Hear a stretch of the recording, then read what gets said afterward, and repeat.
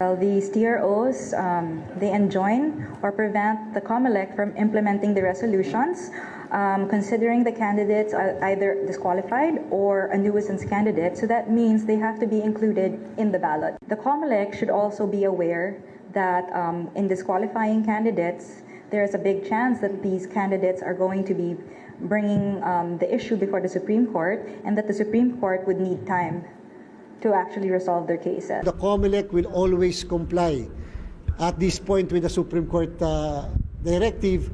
Supreme Court po natin yan at ginagalang natin. At tayo din, mga ordinary mamamayan, dapat tumatalim at sumusunod tayo sa Korte Suprema. Kasi po part yan ng isang legal process at part yan ng tinatawag na rule of law. Kami ay naapektuhan lang talaga ng mabigat kapag kami national candidate sapagkat kinakailangan talagang baguhin ang lahat na naimprenta na balota. Kasi kung local, at least kung local, nakapag-imprenta ka na doon sa lugar na yon, yung lugar na lang yun ang pwede namin i-reprint. Wala pong effect sa araw ng halalan. Basta dapat mga 2 linggo bago mag-eleksyon na distribute na ng COMELEC ang lahat ng election paraphernalia sa ating pong sa buong Pilipinas. Bakit? Kasi meron po tayong final testing and sealing 1 linggo bago mag-eleksyon.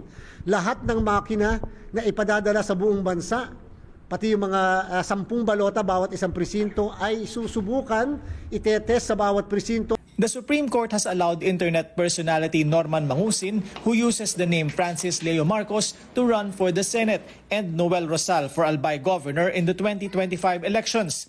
The name of Luis Chavez Singson has been deleted after his withdrawal from the race.